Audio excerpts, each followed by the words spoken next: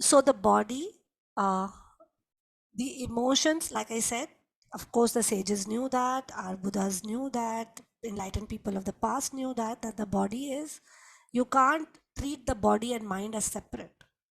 The body and the mind are one unanimous whole. It's a mind body complex. It's not mind and body.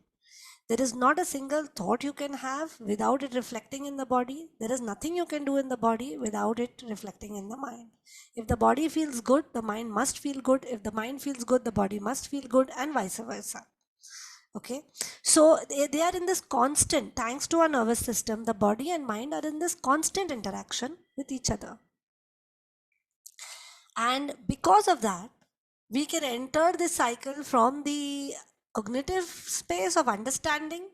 So sometimes when you have right understanding, our body starts to settle down because we understand this correctly. For example, the understanding of dukkha.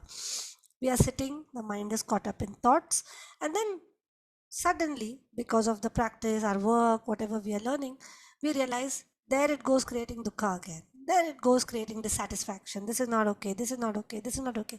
Right now, is everything not okay? Right now, do I need to be thinking of this? No, no, no, no. It's not helpful. I come back.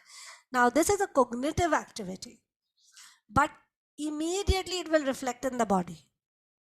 The body, when you were in the thought process, the body would have been in a dysregulated space. The moment you will come back, the body will start to regulate.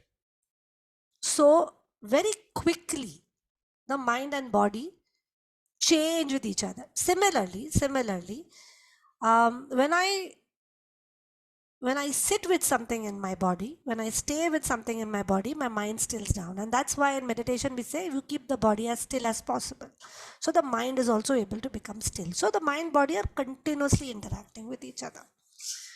Therefore, any emotion that you have has a component of the mental aspect, which is you know you are happy, but then you feel happy in the body.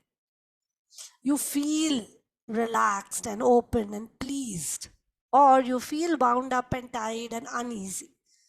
So the whole body is participating in the emotion. We don't pay attention to the body, and that's why we call it disembodiment, because we are only caught up in the analysis of the mind and not paying attention to the body. But as soon as we include the body in our awareness of our emotional space, which means when I am having an emotion, I look at my body also. I say, okay, I'm having this emotion.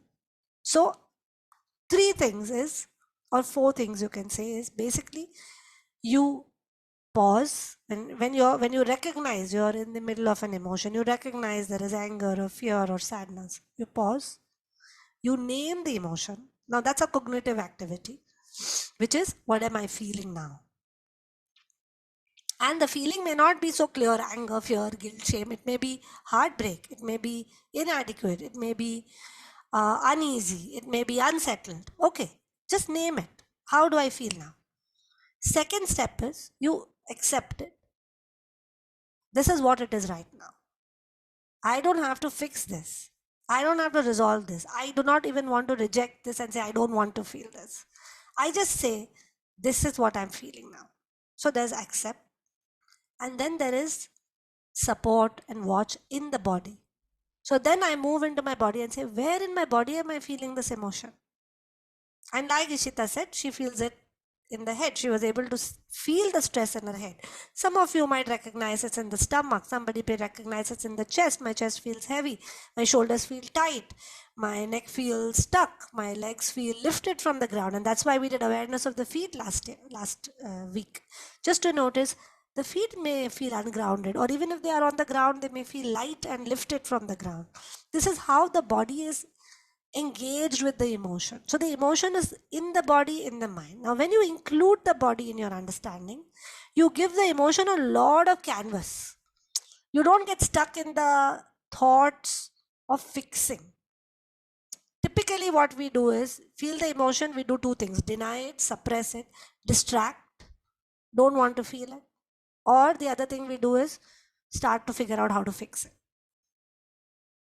There are only two ways that we largely behave with our unpleasant emotions: deny and fix.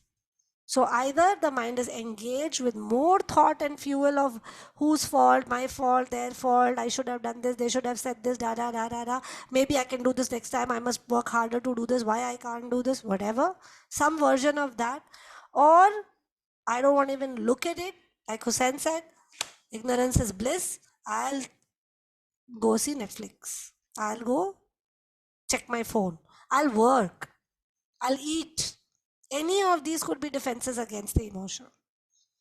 So we defend against emotions. And before we know it, our whole life is nothing but a big fat defense against those feelings that we don't want to feel. Everything we do, all choices we make are pointing to what we are so afraid of feeling or what we don't want to feel. Now, instead, the lighter way is we pause.